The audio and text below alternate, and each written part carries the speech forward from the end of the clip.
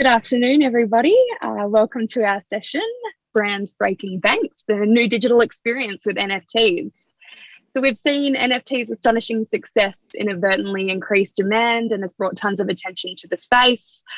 So I would like to introduce our speakers today. Unfortunately, Malia wasn't able to join us, but I'd like to introduce Jothi, Krishnan, Menon. He is the co-founder and CEO of RtistiQ. RtistiQ is an online NFT marketplace that has tackled the traditional and exclusive world of art collecting and trading and has paved the way for the industry by embracing and leveraging blockchain technology. Then we have Tran. He is the founder and head of Underdog at Ucollex. Ucollex is backed by Animoca Brands and is an innovative platform that sells unique and limited edition NFTs for toy and pop culture collectibles. It's a platform that allows anyone interested in collecting NFTs to do so in an environment that's built by artists who are collectors themselves. So welcome, everybody. Welcome, Richelle. Thank you. Richelle.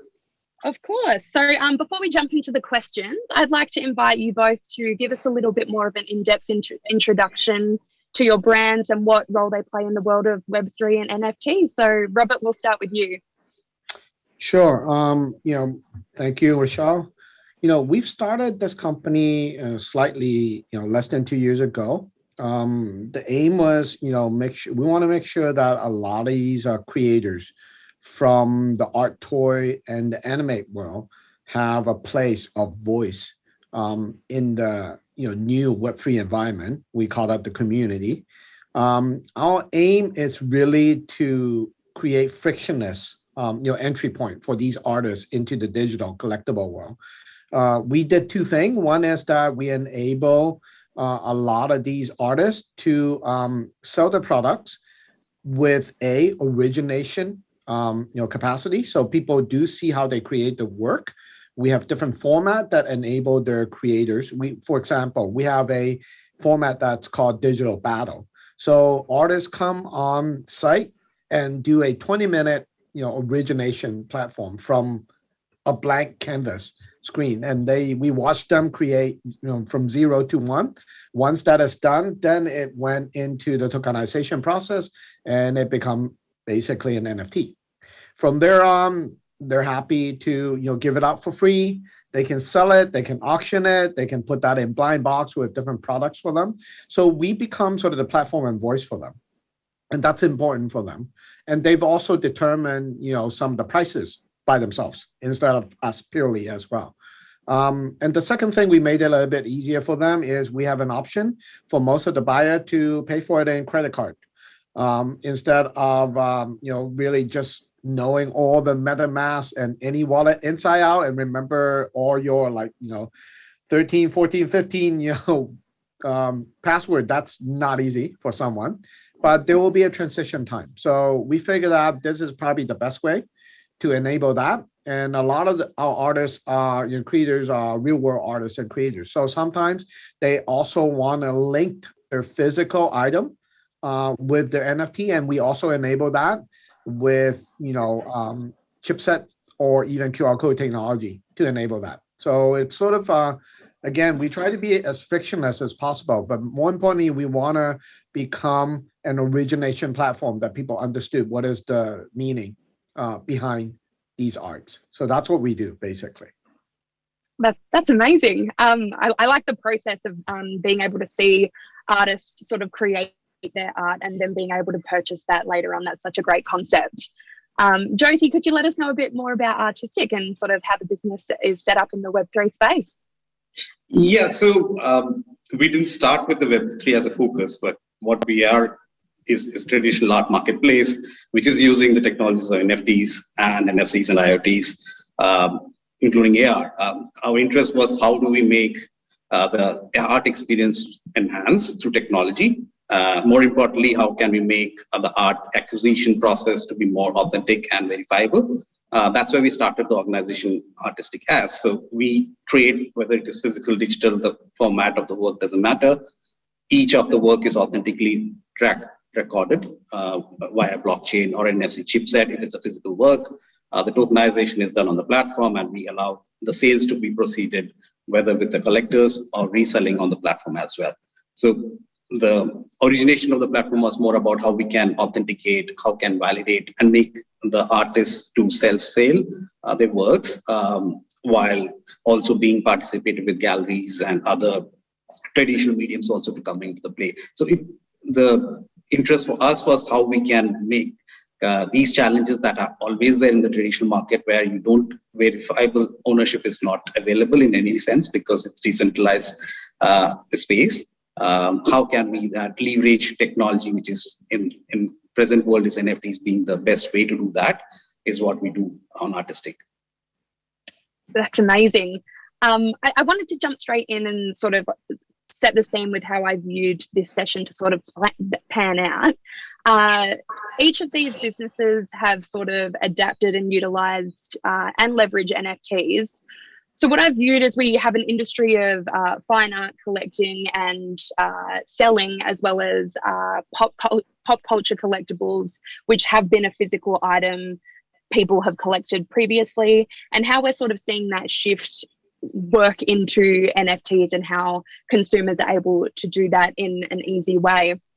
Jothi, I wanted to ask you, first of all, how are you sort of seeing artists and collectors finding the shift from what was purchasing a physical piece of art into selling it online in the legitimized way with NFTs? See, the change has been there for a while, in the sense online sales have been happening for art market over, I would say, a decade or more. But even though it was online, it was not factored with a legitimate record of proof of authenticity of ownership. And that's where NFTs or blockchain helped out to add more value, or even the NFC chipsets or QR codes that we add on top of the physical works, right? So these technologies enable the authenticity part of it. But the online sales has been there for a while, I would say that. So it's not really a transition from saying that online sales has not been happening. But the transition is about how we can remove these challenges, which happens predominantly in the secondary market, because you have never recorded the history of the art collection itself. So the secondary market is where the typical challenges come up of verifiability, whether it was authentically purchased or not, whether it is online or offline, doesn't matter, right? So that's where the change needs to happen, whether it is physical or traditional work or the digital item. So where we try to see is that not to change the mechanics of transaction, but have that recording capability on there. There is definitely on the artist side or the creator side a huge interest, because they have always been challenged by not knowing what happened to the creations, where it went, whether they can get the royalties, claim the royalties, because there is no history or record about what happened to their work. So the artist side is definitely well appreciative of these things happening in the industry. Obviously, there is some challenge of understanding between. So there has been a digital gap already in the market, and now we are seeing a Web 2 to Web 3 conversion, which is again more challenging for artists. Some platforms, I think, as the evolution of the platforms have happened, it has become more and more easier, where you can transact, be participating in these online platforms more easily as a normal online platform now. On the collection side, I think there is a merger happening, in the sense traditional digital collectors who have been in the space or were enthused by NFTs last year are trying to see, it makes sense to also hold physical works, because now I know these works are interesting and why I'm collecting. I've created a pattern for buying art now. So not just because of it being an NFT, but I have a pattern of buying collectibles of interest. So that trend setting is happening now, and I would say like the market would evolve further in coming years as the ease of transactions happen. Yeah, of course. And I do think that transparency with artists being able to see where their art does follow on from is really exciting for them as well, because for a creator, I'm sure that they feel like once they put their art out, it's gone for good and they won't be able to see it again. So by having that record, I think will be really exciting and probably more beneficial for artists who are willing to create more and don't feel like it's at a complete loss too. Robert, I wanted to sort of touch on that as well. Have you sort of seen a shift from the I guess, physical collectibles of pop culture? We did have like the Funko Pop physical collectibles explode in like the last 15 years or so.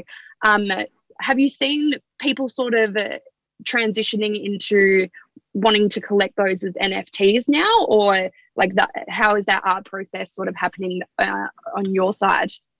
Yeah, we're definitely seeing that trend. I'm not saying that it will be either or. It's gonna be, mutually, complementary in our opinion, right? But what we're seeing, especially in our vertical, sort of the toys and anime and pop culture, is that people are they're expecting more from the original piece of artworks, such as gamification, utility. What else can it do? Does it move now? Because in the frame it doesn't move. Now I want it to move, right? So we are really enabling these additional utilities for the original creators to look at it and breathe their IP into life and take it into a life format. Do they live on this universe? Can they be transferred into, for example, Sandbox and other universe? That's the stuff that we're enabling them with technology. It's to sort of put utility or life into, these kind of art pieces. And that's where I think the imagination would kind of go wild. But obviously nothing beats the original thing sometimes, right? So you need both in order to really take the experience, the user journey, consumer experience journey into the next level. And we think this is where the next level is being taken, right? And I think it's the pioneers of these pop culture guys and toy guys are willing to experiment these differentials a little bit more than the serious art guy. But I'm seeing the serious art guy also are trying to say, hey, wow, maybe there are more possibility for imagination and my original value on when I create this, which, because of technology, we can do more. So yes, the answer is pretty imaginative now.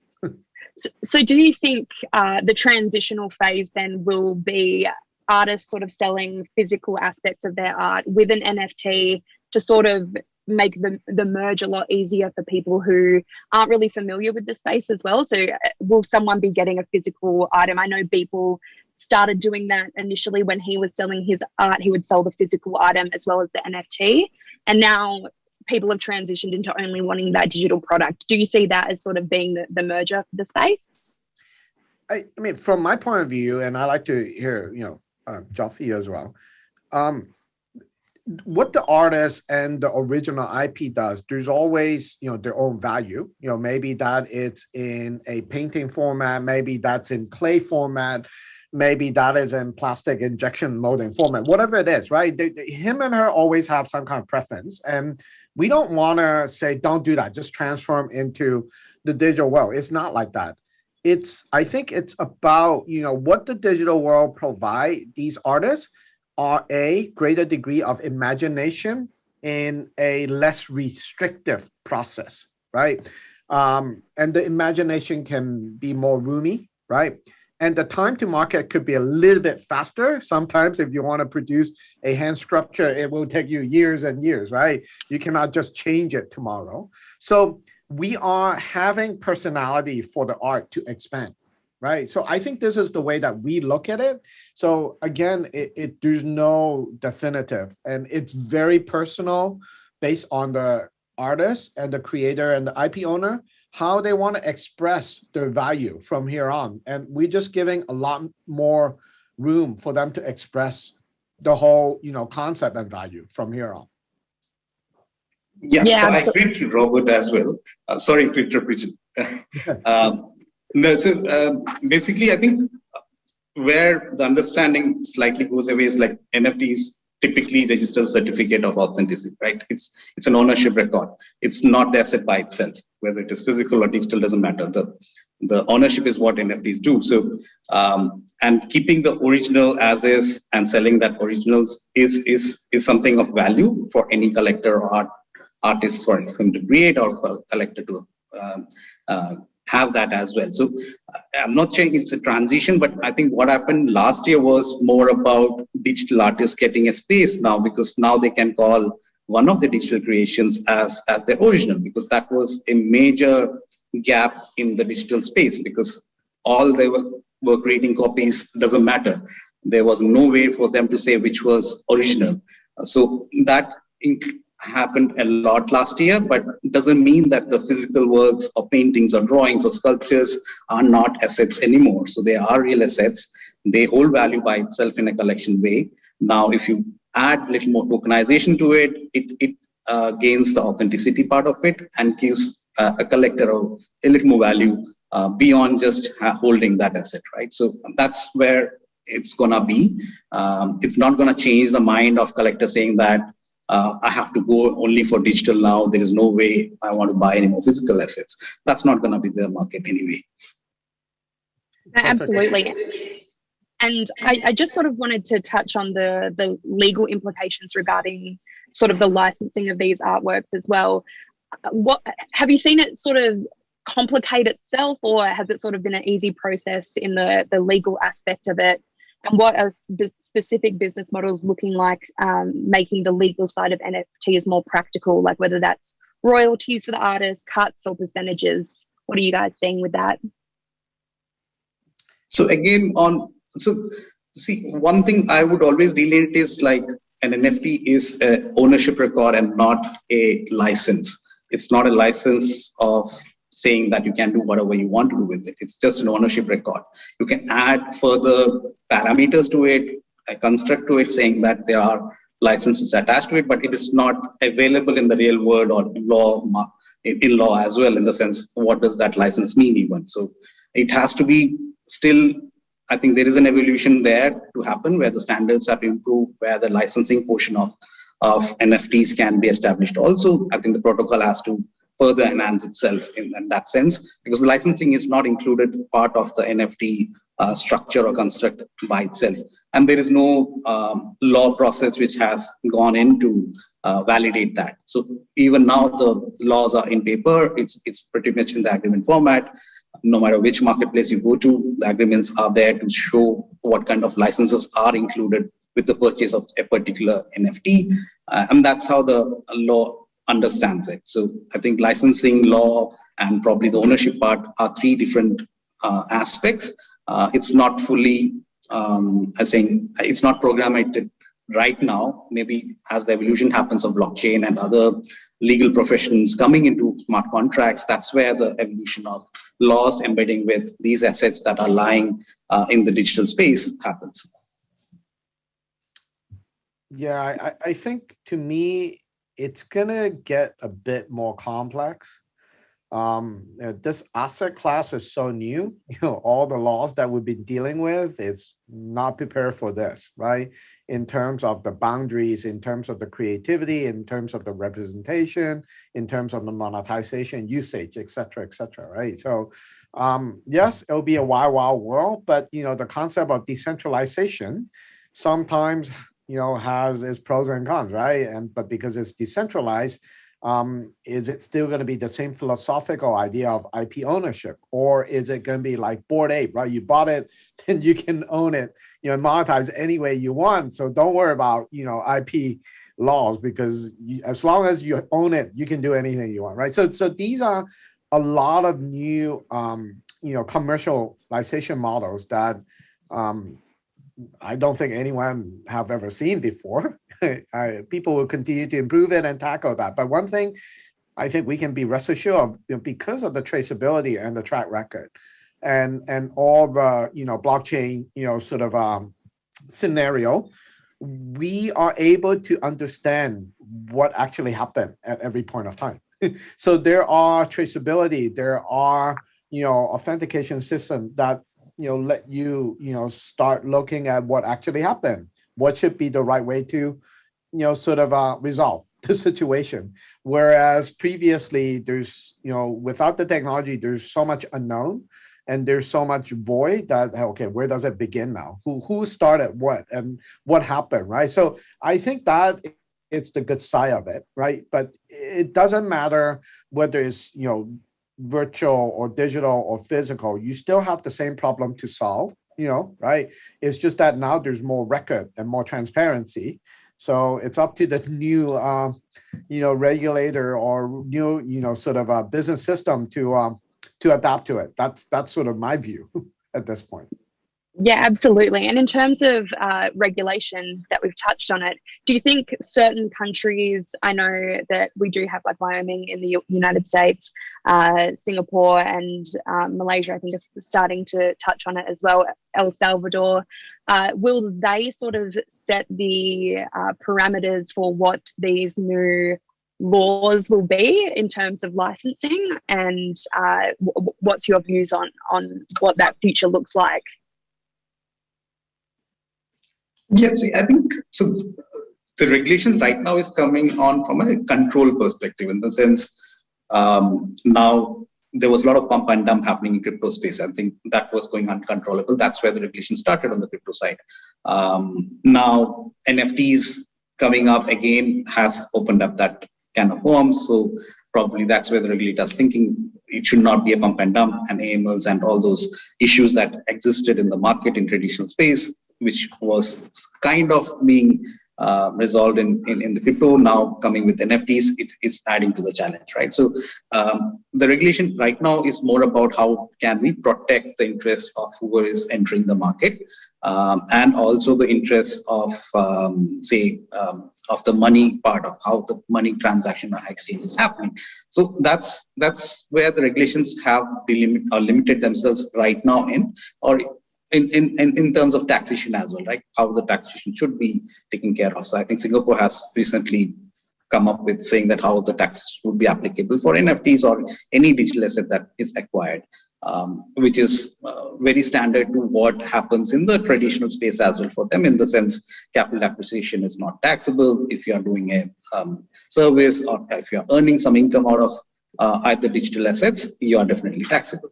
So that's common theory that they have brought up, but they are not regulated saying that what licensing means. I think licensing is still to be evolved. The laws have to be framed up. The framework is not yet there, and how that can be recorded or represented in any digital platform. So I think that's where the work has to happen. The law part of it is not really clear, and I think it's a lot more than just putting out the regulation saying that okay, these laws would be applicable, but if it is not digitally represented, then that's a flaw there, right? Yeah, I do agree, and I think with these different countries looking at it differently, I think to a government is really a taxation issue that is quite urgent, right?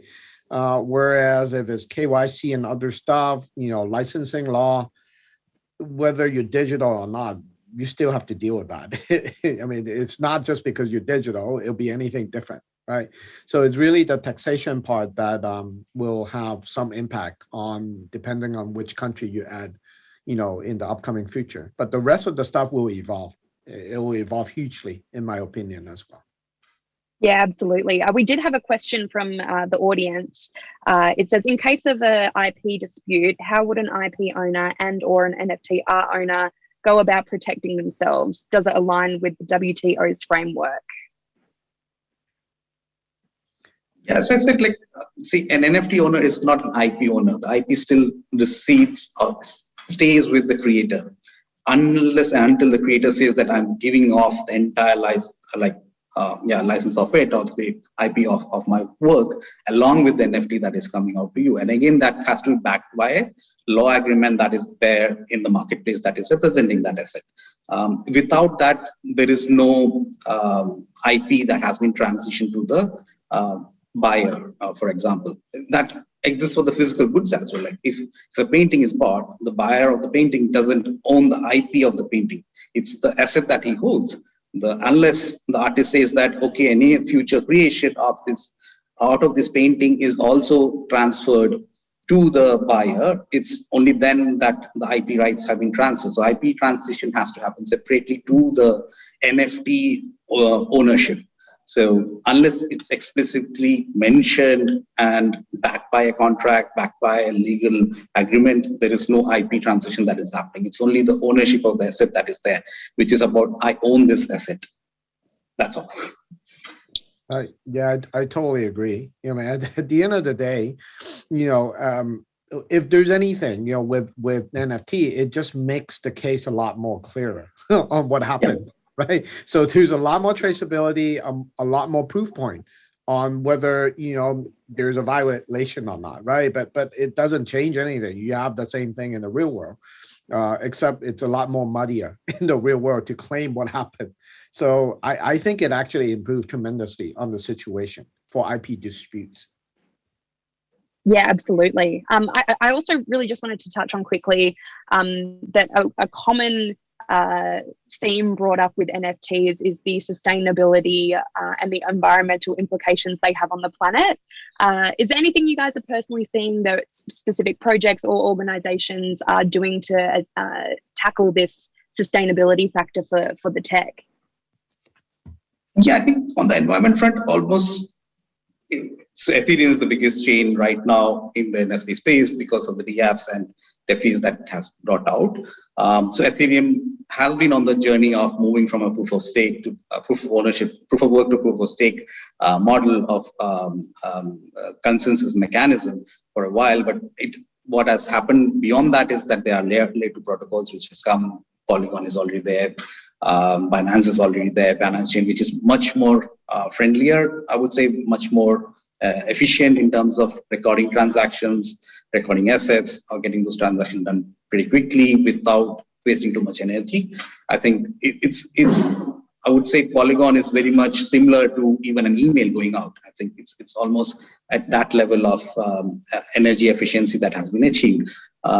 Ethereum has to do a lot more because it has been a very old chain and there is a lot more to be done in terms of getting that Ethereum 2.0 initiated completely.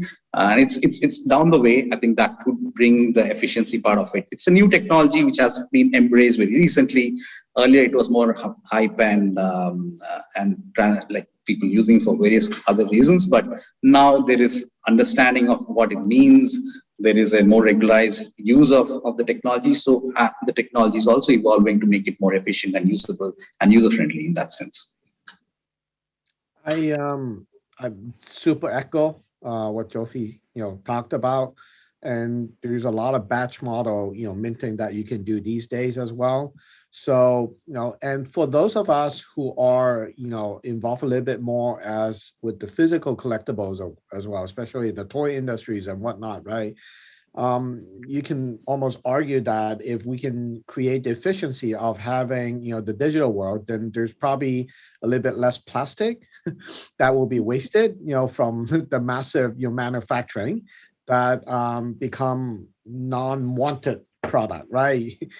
Before they produce it, it becomes sort of a lead generation or pre-order format, right? So that you don't have to produce unnecessary stuff. Look at the amount of inventory that has been wasted on your retail system, on fashion, clothing, everything, right? Especially the more expensive they are, the more expensive they kind of, try to figure out how to, obsolete that or delete that so that the rarity is still sustained, right? So I think there's always two sides of the equation. We are seeing that the Web3 and the NFT are helping a lot on the physical world to make sure that the supply chain efficiency, the inventory efficiency are gonna be in a very healthy level, so that when thing goes up on one side, the other side it will go down dramatically. So I think these are the stuff that we cannot neglect on what the actual use case would look like, right?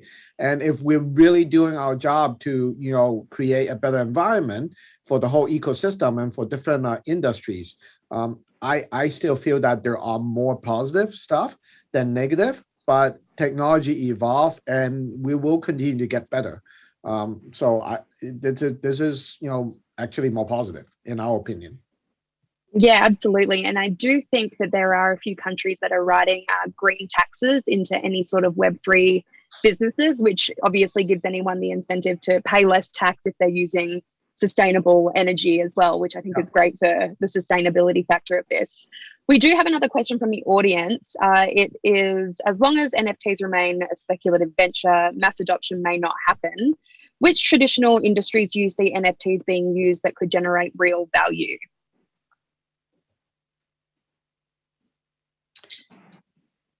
Do you want to take it? Yeah. I think the speculative scenario like every industry, right? When we're with the stock market, 20 years ago, there's so much speculation. People are only after the stock price. They're not even looking at the fundamental of the company, right? We are a strong believer that we apply the technology onto, helping industries and helping practical, solutions. For example, like I said, with the toy industry, we think that generating, tons and tons, megatons of plastic to produce toys, without knowing who the buyers are, it's actually not so good for the business and for the earth, right? But by having the right, types of NFT that, facilitate the whole procedure. Yes, some NFT might escalate in price because of the rarity, because of the design, because of the popularity, but we do not really produce those just to, do that. It will go from 0.1 ETH to 59 ETH. I mean, that's not the objective of what we would do. What we do is we want to create community that everyone buys that at a reasonable price that they think is worth it because they see the utility and the long game, right? Now, once there is enough community holding it, and lesser of speculator because things don't go up anymore like that, right? Then it will normalize the real usage of the stuff. So everything has a cycle, in my opinion. But I think the cycle here for practical usage into whether it's the fashion industry, whether it's the toy industry, whether it's gaming industry, right now we're looking at breakthroughs, right? And the cycle is very short. If you look at the NFT, thing right now, yes, it might go hype in one day, but then suddenly it's all gone in second day, right? So for any average, intelligent person, they're not going to fall into that trap 3 times in the same day, right? So they will run out and say, this is not it. This is not what I want. The market will normalize itself, in my opinion, as long as there's real application out there. So when there are sufficient community holding realistic NFT that has representation of intrinsic value or utility, then it becomes, in a way, a commodity. Then no one speculate on commodity. It's really the usage. So we're strong believer that let's keep churning out, application that helps whatever industry that we work with, may that be creators, may that be toy world. And sooner than later, in the older internet world, maybe it takes 10 years to normalize an industry. In our world, I bet you, if you don't get it right in 3 months, you're gone, right? Your hype will be gone. So I think the short cycle does, filter out, bad example pretty quickly. And people are smarter and smarter every day because of smart contract. They can see what you're trying to do. Are you hyping it up? Are you doing left hand, right hand stuff? And they will figure out very soon. So those will be gone in a relatively fast condition. So I felt that the adoption will probably be faster than we think. Yeah, absolutely. Yeah, I'm saying like every industry would be looking at tokenizing some level because that maintains the authenticity part of, right? As part of the ownership and transparency part is there. That's where the NFT goes off with. But after that, it's the asset's value that you have to look at. Like, what is the underlying of it? What is the utility of it? Who is bringing it? What is the reliability of that asset remaining in the market for X period of time? And these things needs to be looked upon. It's not just because they have been tokenized, so has multitude of value now. It's not like that. You have to still look at an asset from an asset's value itself, not because it is in a tokenized format. I think every industry might move into the tokenization model because it has its own value attached to it, bearing the challenges of, as in the early conversation, the supply chain, or even challenges of ownership, or even creation of this material that is gone into creating those industry goods, which can be reduced with tokenization probably. There are many use cases that can come into tokenization, which can be valuable for any kind of industry that is going into the space. But that doesn't mean that just because they are tokenized, it has gained a superficial value. So you have to still look at the asset from the backing of it, of what is driving the value of it. Is it the utility, or is it the rarity, or is it something which you like very much, which is dear to you, and you may want to hold it for a certain interest. And that's that's where it sums up. No, absolutely. Unfortunately, we could talk about this forever, but we have run out of time. So I did want to say thank you to you both, Jothi and Robert. We have to finish up now. So I hope everyone enjoys the rest of the sessions for the day. Have a great afternoon. Thank you very much. Thank you. Thanks for having us. Bye-bye. Bye. Bye-bye.